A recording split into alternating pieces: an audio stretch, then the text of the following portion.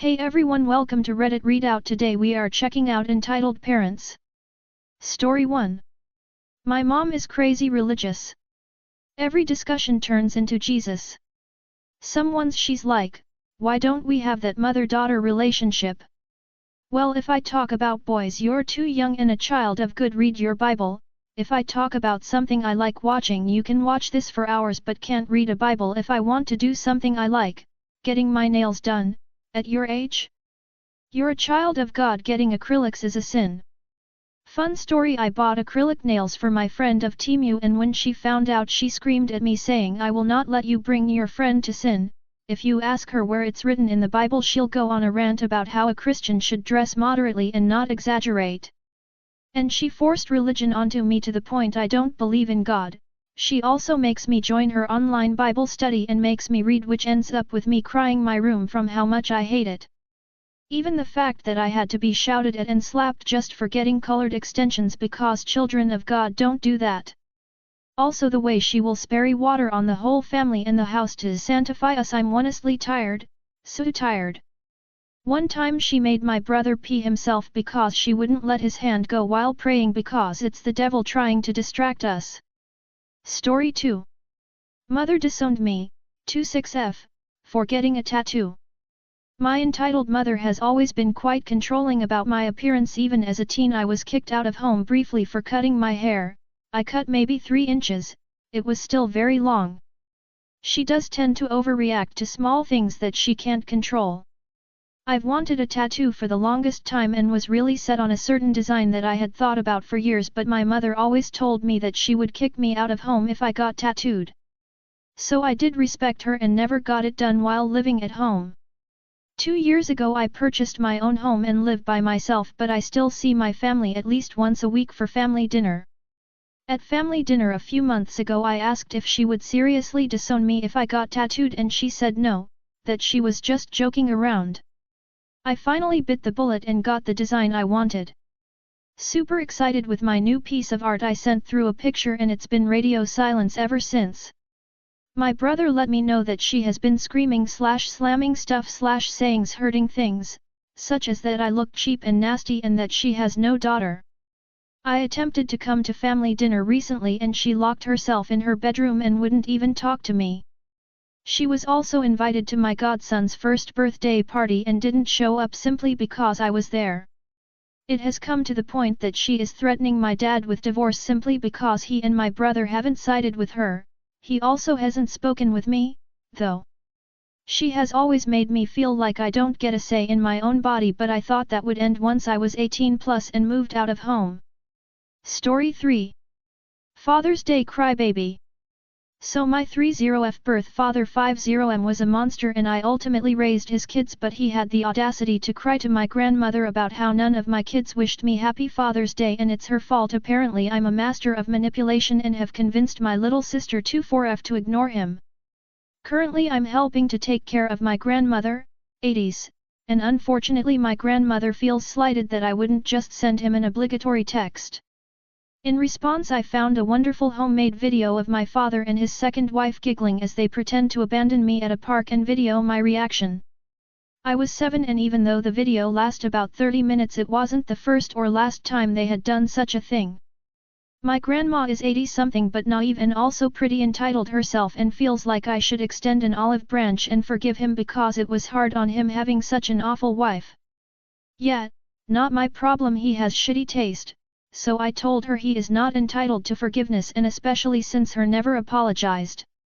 He is apparently very upset and my little sister spent the day with my husband and I, because he has access to her phone location, and though I have even reminded her to send a cursory HFD text to him she forgot and is now actively ignoring him so she doesn't have to deal with the pity party.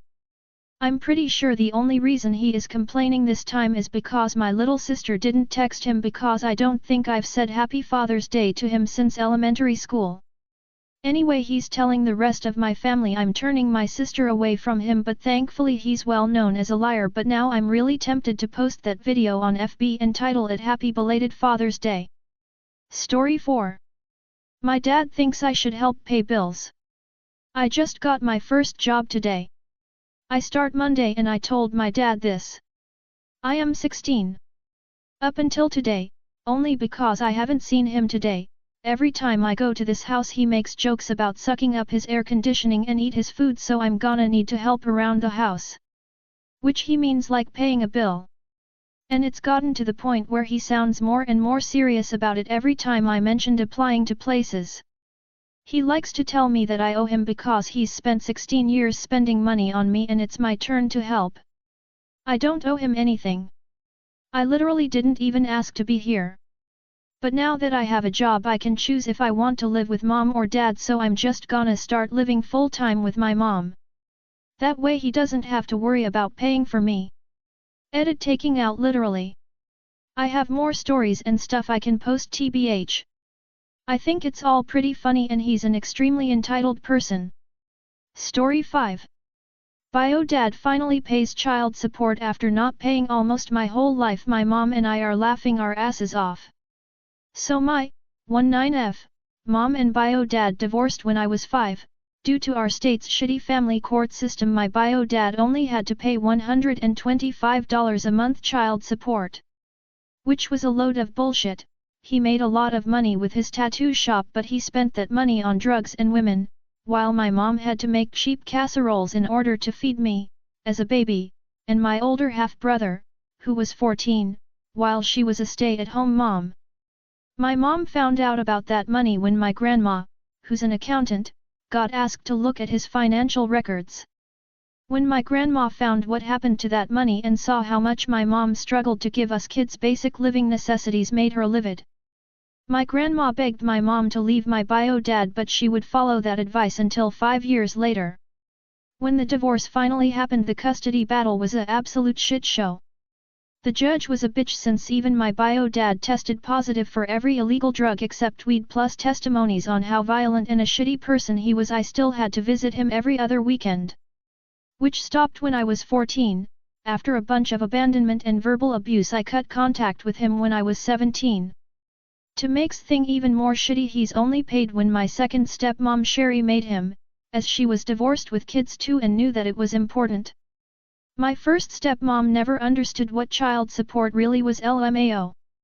After the divorce my mom struggled hard, from couch surfing until my grandma bought us a house, to using food stamps to feed me, and finally building up her teaching career. We finally live a comfortable life.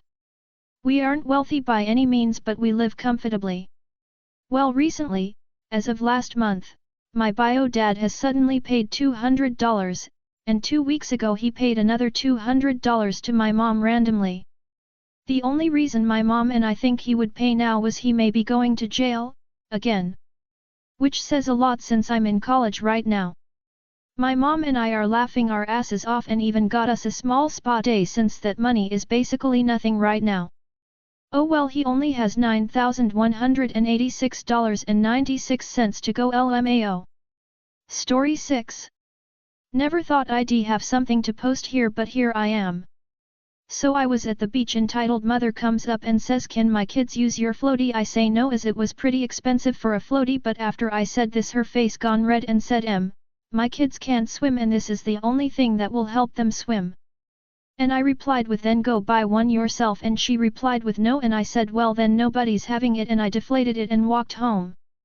Story 7. Do people expect fast food workers to know their political opinions? So, I work under the Golden Arches, and a few days ago, someone left us a review that went like this, and I'm not sure if this belongs here, or somewhere like r/choosing beggars, so let me know if this belongs to a different sub. Dissatisfied. My order number was AK-17 and I was told that was a good number because of AK-47 rifle. In this current political environment and as an outdoorsman and hunter, I found it pretty tone deaf in light of the current political environment and Republican congressmen calling for war. As an outdoorsman and hunter, I found it pretty tone deaf in light of the current political environment and Republican congressmen calling for war. Story 8. This mom has no self-awareness. I'm formatting on mobile. Ed, former best friend, Karen, her mom. 16F, was friends with Ed since kindergarten, sorta. It really kicked off around 4th grade cause I gave her the chance, and Ed and Karen are crazy.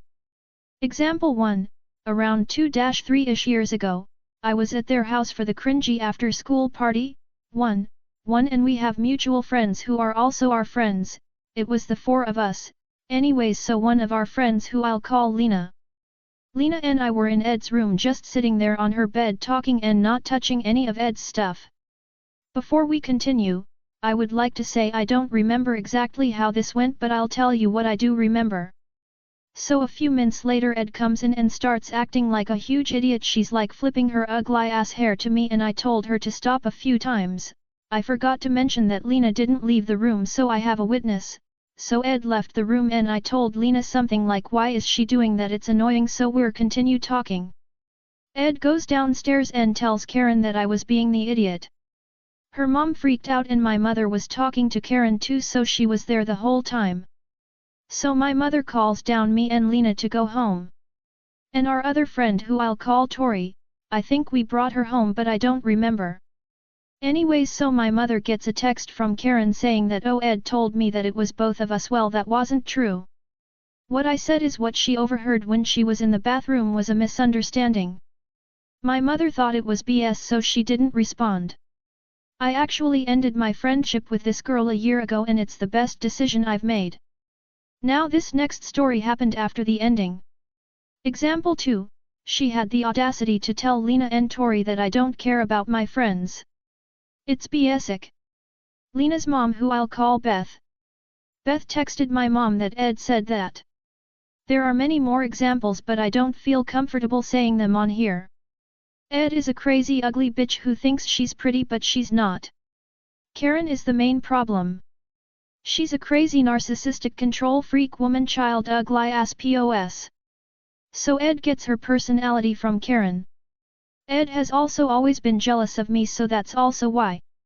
Ed used to hang out with Lena and Tori but now, not so much. Ed has also been trying to take away friends from me to have to herself. I don't think she sees them as friends, more like minions. Anyways we still have mutual friends and she's been doing it. So we have this mutual friend who I'll call Jess. Now I want to be friends with Jess but she's friends with Ed. They also share a friend as Jess has known who I'll call Hazel since kindergarten so Jess and Hazel have been best friends since then. Ed just came into the picture around a year ago. Now I met Hazel first too so but we're not friends, more like acquaintances. So Ed sucks ass.